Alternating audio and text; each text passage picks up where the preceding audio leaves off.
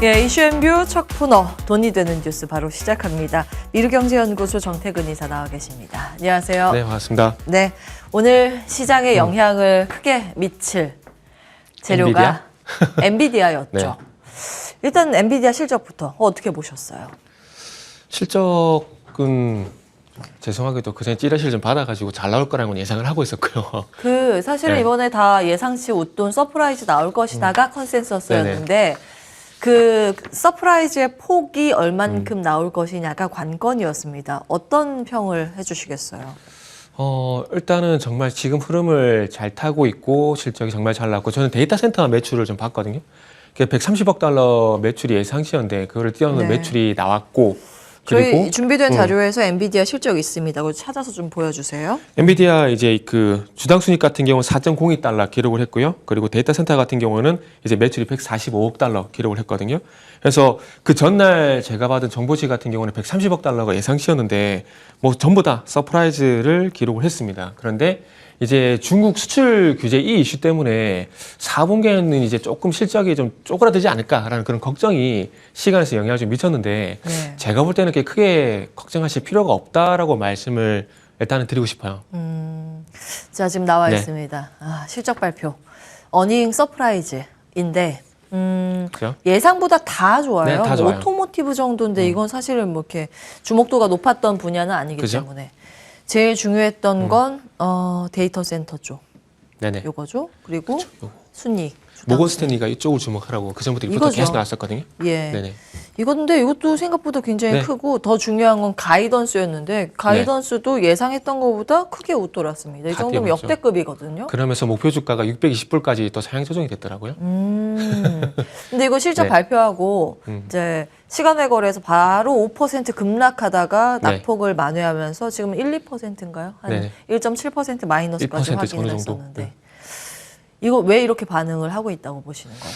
그러니까 지금 현재 여기 보신 바와 같이 요거 말씀하시는 것 같은데 이 순간, 그러니까 발표하자마자 순간 네. 5% 이게 무슨 네. 뭐지? 이렇게 보긴 했었는데, 예. 이번에 엔비디아 같은 경우는 그 실적 관전 포인트가 물론 네. 수치도 상당히 좀 중요하지만은 더 중요한 부분이 이제 중국 쪽 관련돼 가지고 저가칩에서 엔비디아가 어떤 얘기를 할까 그게 좀 네. 관건이었었거든요.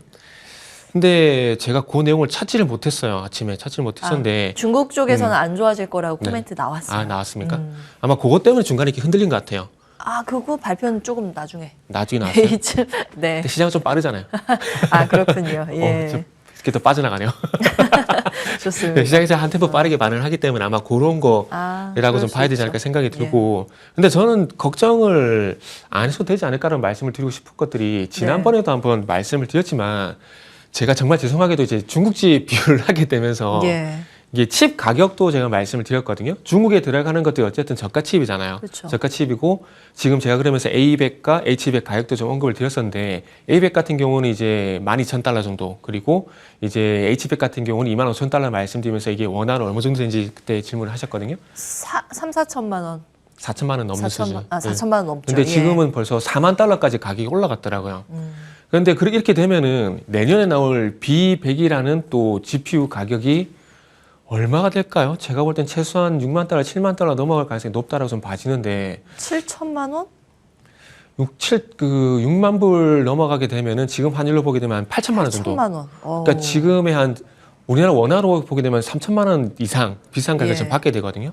근데 제가 이걸 제가 왜 말씀드리냐면은 물론 중국 쪽 시장을 무시를 할 수는 없습니다. 그러나 더 큰 시장이 계속해서 열리고 있는 상황들이거든요. 그렇게 보다 이 더 큰 시장이 열리다 보니까 최근에 아시겠지만 엔비디아가 H100 이제 수주를 받았는데 건당 이제 칩 한 개당 이제 4만 달러 계약을 했다는 얘기를 보게 되면 지난번에 말씀드린 게 25,000달러인데 벌써 4만 달러 이 밴드까지 올라갔다면 앞으로 B100 같은 경우는 가격이 더 올라갈 가능성이 상당히 높거든요. 그래서 아마 제가 봤을 땐 중국 쪽 우려감이 있긴 하지만 그럼에도 불구하고 선단 공정에서 나오는 새로운 제품에 좀 주목을 한 것이 아닌가라 좀 봐져요. 그리고 또 이제 생각보다 또 이제 긍정적인 소식도 말씀을 드리면은 트렌드 포스에서 전망치가 나온 게 있는데 2027년도까지 뭐 AI 서버 시장 성장률이 연평균 뭐 36%가량 성장을 한다라고 합니다. 그래서 이게 기존에 이제 AI 시장 같은 경우는 아시겠지만 클라우드 서버 중심으로 이렇게 진행했었거든요. 그러다 보니까 제가 조금 전에 엔비디아 실적에서 말씀드린 게 데이터 센터를 주목해야 된다는 게 거기에 근거가 있다고 보시면 될 것 같아요. 그런데 예. 앞으로는 뭐 스마트폰, PC, 가전까지 이 AI 시장이 확대가 된다고 하니까 그 근거를 좀 보는 것 같아요. 그러면서 삼성전자, 하이닉스가 수혜가 될 거라는 얘기가 있는데 엔비디아 쪽을 보게 되면 아무래도 SK 하이닉스 쪽을 볼 수밖에 없는 시장 봐야 되거든요. 그리고 이제 내년 3월 달에 이제 애플의 비전 프로에 들어가는 특수 디램 요게 또 공개가 될 예정인데 요게 온 디바이스 AI 메모리 시장을 진입을 하게 되면서 시장 확장 구간에 들어가게 되고 기존의 HBM 시장도 크지만은 이런 부분이 좀 더 확장이 되게 되면서 이제 디램 시장이 좀 더 커질다라는 그런 전망치라 보시면 될 것 같아요. 그러니까 물론 안 좋은 것도 봐야 됩니다. 그리고 좋은 것도 봐야 되고요. 근데 아무래도 좋을 때는 안 좋은 것을 조금은 무시해도 괜찮다라고 말씀드리고 싶어요. 완전히 이제 무시하는 것들이 아니라 이런 것도 있구나 정도 보시면 되고 작은 잡음 정도로 저는 보시면 된다고 봅니다. 그래서 다시 그래서 정리를 하자면은 중국 시장이 안 중요하다는 것은 아닙니다. 하지만 앞으로 더 큰 시장이 열리게 되면서 그리고 더 새로운 제품이 나오게 되면서 시장은 더 그쪽에 주목할 가능성이 상당히 높게 되고 그쪽에서 어쨌든 지금 중국에서 깎아먹는 매출을 좀 더 케어하게 되면서 성장이 지속이 될 가능성이 높기 때문에 엔비디아를 포함한 이 메모리 그리고 반도체 시장은 그래서 긍정적으로 봐도 된다는 말씀을 좀 드리고 싶네요. 그 안 좋은 건 뭐예요? 안 좋은 것도 네네. 좋은 것도 있다고 하셨잖아요. 네네. 반도체의 안 좋은 점이라고 하면 일단은 이제 엔비디아 쪽 주목 제한시켜서 보게 되면 안 좋은 건 이제 여기 화면에 이미 나와 있는데 중국 요거고 그리고 좋은 것은 조금 전에 말씀드렸듯이 앞으로 이제 AI 시장이 확장이 되게 되면서 거기에 들어간 새로운 칩들이 나오는 것들 더 비싼 제품이 나오는 것들 그게 좋은 점이라는 거죠. 요거 앞에 화면 보여주시면 그러면 이제 반도체에 대해서는 긍정적으로 보시는 거고 요거 앞장 그 반도체 안에서도 사실 뭐 전공정, 후공정 뒤에 테스트, 소켓 뭐 여러 가지로 좀 나뉘어지기도 하고 네네. 레거시냐 또 첨단이냐를 봤을 땐 첨단 보시는 것 같고 네, 자 그럼 맞아요. 좀 더 구체적으로 보시는 섹터를 좀 나눠주세요. 더 구체적으로 보는 섹터는 일단은 선단공정 첨단을 보세요. 네네 미래를 보고 있는데 여기 거의 다 후공정인데. 네네. 예. 근데 이거를 아마 가지고 나오신 것들이 여기 보면 리노공업도 있고 그리고 뭐 신텍 같은 이오텍스 뭐 리노공업, ISC 이런 종목들도 있고요. 그리고 이제 솔브레인 그리고 파크스템즈, 동신세미캠 여기서 빠진 게 솔브레인하고 그다음에 한솔케미칼 이쪽인데 지금 이제 아마 이거를 보여준 이유가 그거라고 봐요. 최근에 한미 반도체 한지 하나마이크론 같은 이제 HBM 선단 공정과 연관된 기업이 좀 쉬어가고 있거든요. 네. 그러면서 어떤 기업들이 현재 올라오고 있냐면은 이제 그 파운드 쪽 선단 공정하고 이제 삼성전자 가동률이 올라가게 되면서 그쪽에 이제 관심이 집중되는 종목들이 바닥에서 서서히 올라오고 있어요. 그 대표적인 게 방금 말씀드린 한손케미칼 그리고 솔브레인 그리고 여기 있는 또 이제 리노공업이라든지 이런 것들이거든요. ISC도 마찬가지고요. 그 테스트 소켓으로 알고 그쵸. 있는데 네. 맨 뒤에 후공정. 네네 그렇죠. 근데 이게 메모리가 HBM만인 건 아니잖아요.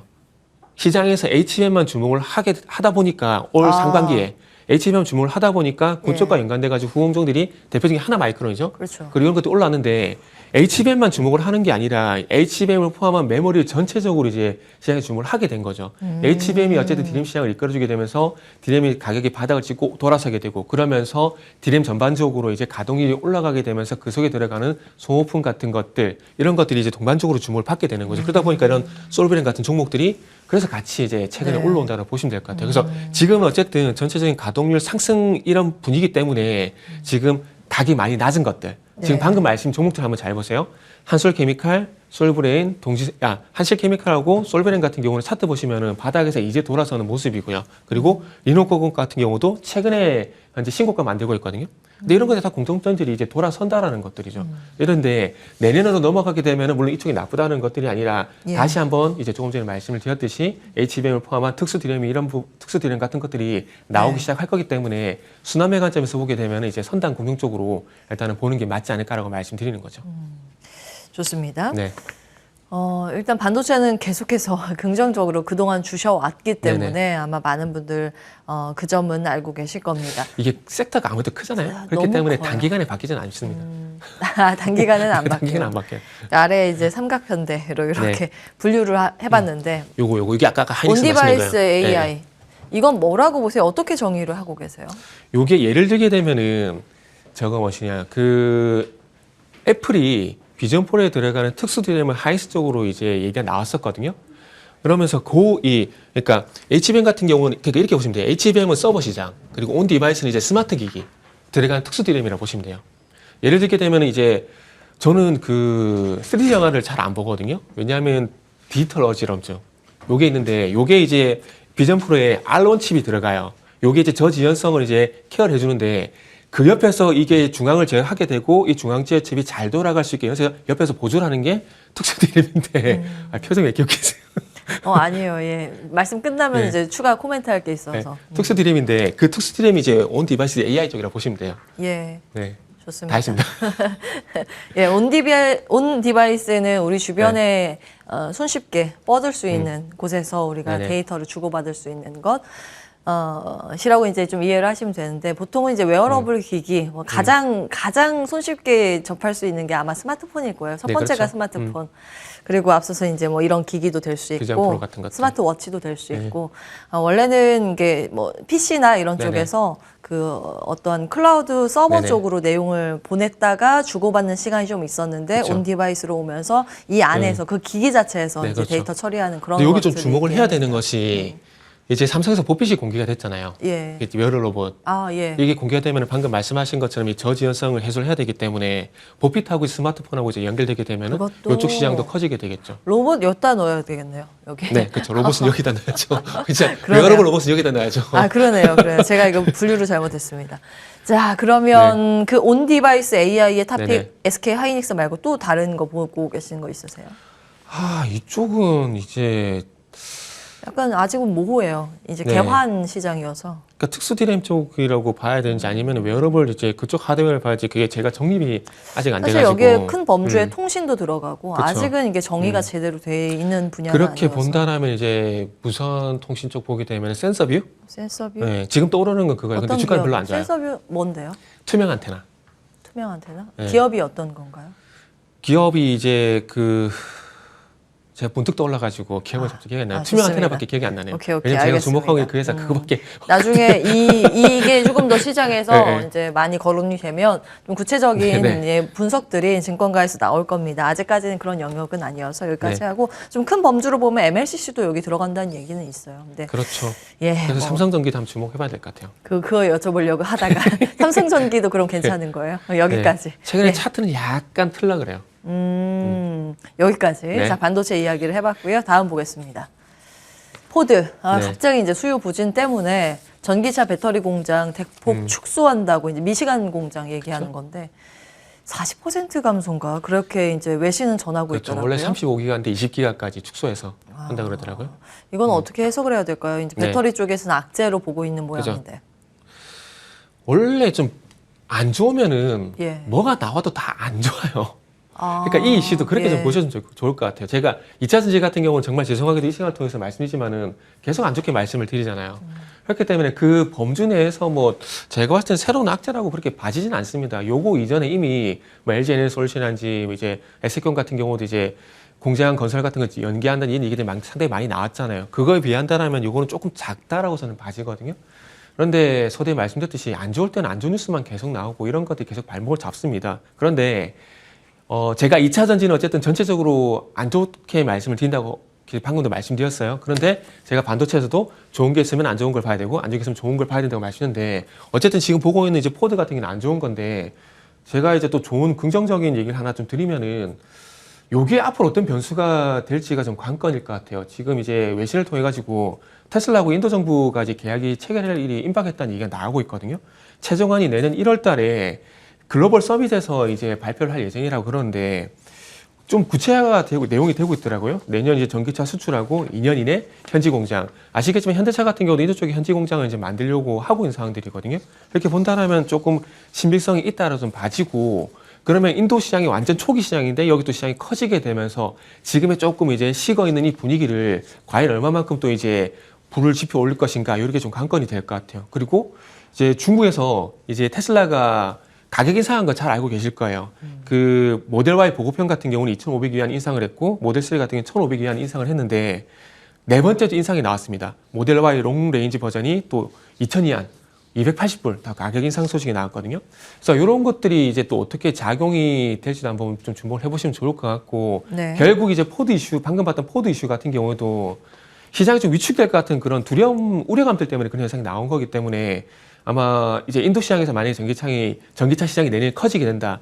그렇게 됐을 때 어쨌든 이제 양적 성장이 이뤄질 수 있는 부분들이기 때문에 이런 것들은 좀 체크 삼아, 참고 삼아 좀 한번 보시라는 말씀 드리고 싶네요. 근데 좀 2차 전지 이제 갈 때가 됐다. 그러니까 네네. 상승을 할 때가 됐다라고 한 3주 전부터 말씀을 주셨잖아요. 그거는 기술적 반등. 기술적 반등이라고 하기에도 아직 안 나온 것 같은데. 그냥 제가 볼 때는 반등이 나오다가 예. 공매도 금지가 그냥 흙탕물 확 뿌려버려가지고 그걸로 끝이 난 것 같아요.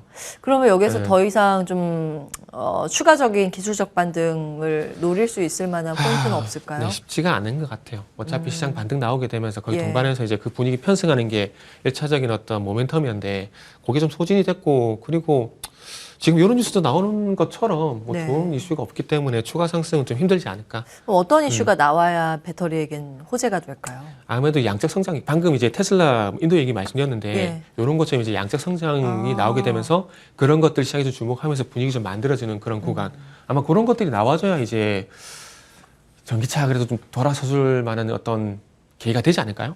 예. 그래서 제가 여기서 하나 약속을 드리면 2차 전지가 돌아설 것 같은 분위기가 나오게 되면은 제가 꼭 말씀드릴게요. 제가 10월 달에도 이제 시장 돌아설 것 같은 분위기를 계속해서 언급을 드렸었잖아요. 네. 11월 달 어쨌든 돌아섰잖아요.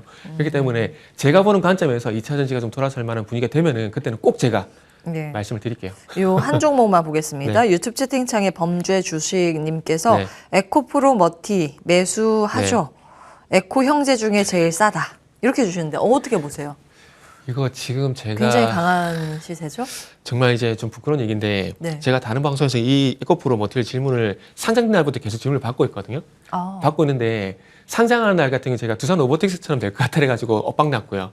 그리고 다음 날 상한가 갔잖아요. 상한가 갔는데 그날은 그래도 더 이상 오르지 못할 거라 얘기를 했고 그리고 어제 같은 경우는 더 이상 충매수는 안 들어가는데 계속 오르고 있거든요. 상한가, 네, 어제 그래서 지금 상한가. 제가 예. 계속 틀리고 있어요. 틀리고 있기 때문에 요건 아마 제가 말씀드린 거에 반대로 하시면 된다는 말씀을 드리고 싶은 잠깐만요. 네, 그렇게만 좀 말씀드리고 싶네요. 이 사실 이제 신규 네. 상장주이기 때문에 네. 볼 수 있을 만한 과거 수급 데이터나 이런 게 없죠. 네네. 그래서 참 대응하기가 까다롭습니다. 그것도 그래서 여기까지 있고요. 볼게요. 예. 제가 이 주식을 업으로 15년째 넘게 하고 있는데 아직까지 신규 상장주는 맞추질 못하겠어요. 거의 안 맞. 제가 얘기하기는 거의 안 맞더라고요. 그래서 어렵더라고요. 그래서 예. 결론은 잘 모르겠습니다. 죄송합니다. 여기까지. 솔직하게 이제 네. 모를 수 있죠. 저희가 네. 다 알 수는 없는 네. 그런 근데 굉장히 안 맞아도 많은 너무 안 기업들이기 맞으니까 때문에. 신규 상장주 같은 경우는 여기까지 더 네. 이상 괴롭히지 않겠습니다. 다음 이슈 넘어가겠습니다. 이제 조선주 이야기를 좀 해보겠습니다. 네네. SK증권 자료 내년도 이제 전망에 대해서 굉장히 인덱스 자료 두꺼운 그런 네네. 자료를 냈는데 그 중에서 하나만 눈에 띄어서 캡처를 해왔거든요. 어떤 건가요? 조선. 이거 많아요. 이거는 이게 캡처해 네. 주시고 참고해 보실 네. 만한 그런 그래프입니다. 근데 여기에서 보통은 회복 사이클에 들어가거나 네. 호황 초입 국면까지 좋다고 하잖아요. 근데 딱 이제 조선이 여기 걸려 있습니다. 다음 보겠습니다. 잠시만요. 네. 저는 반대예요. 죄송합니다. 앞에 한 번만 더 예. 하고 있어요. 저는 저는 아직 여기 있다고 봐요. 저는 아직까지 여기입니다. 여기 네. 있고 여기를 향해서 이제 간다. 네. 이렇게 보세요. 알겠습니다. 그러니까 이제 흑자로 전환되면서 요거 살짝 넘어선 거지. 요건 아니에요. 그러니까 지금 이제 수주 받는 거 있잖아요. 요게 이 얘기죠. 예, 네. 실적 찍히는 게 아니라 업황에 대한 이야기입니다. 그러니까 지금 업황은 사실 호황이라고 추정이 되죠. 아니에요. 근데 아니에요? 실적을 봐야죠. 다음 보겠습니다. 네. 왜냐하면 신조 성과가 그렇죠. 많이 올라갔죠. 2008년 그 호황기 수준까지 92% 올라왔어요. 수준. 예, 거의 네. 그 근접치까지 네, 올랐습니다. 그래서 이제 업황으로 봤을 때는 네네. 호황이다라고 업계에서는 평가를 합니다.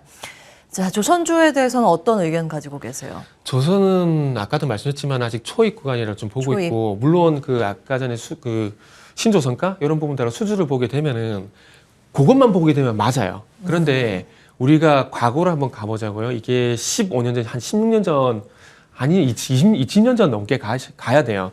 그때는 한번 2007년이 정점이었잖아요. 그 이전에 2000년부터 2007년까지 보게 되면 그때 당시에도 조선주가 적장을 하게 되면서 2002년인가 3년까지 하단 박스권 계속 지속이 되다가 흑자 전환이 되고 이 흑자 전환되면서 실적까지 같이 반영이 되게 되면서 3년, 4년, 2007년까지 가면서 폭발적인 어떤 상승을 보여줬거든요. 제가 이 말씀을 왜 드냐면은 지금 현재 받고 있는 수준만 보게 되면은 호황이 맞아요. 그런데 중요한 건 이게 실적으로 결국 반영이 돼야 되거든요. 근데 요거는 지금 이제 흑자가 나고 있는 것들이 있잖아요. 요거는 2021년도 6월 달 이후에 근신이 이제 흑자 수주를 받은 것들이 반영이 되다 보니까 지금 흑자액이 나오는 거거든요. 그런데 중요한 건 돈 되는 수주. 그러니까 단순히 흑자 전환이 아니라 돈 되는 수주가 언제부터 들어왔냐를 우리가 보자라는 거죠. LNG선 기준으로 봤을 때 17만 3천 제곱미터 기준으로 보셔야 되거든요.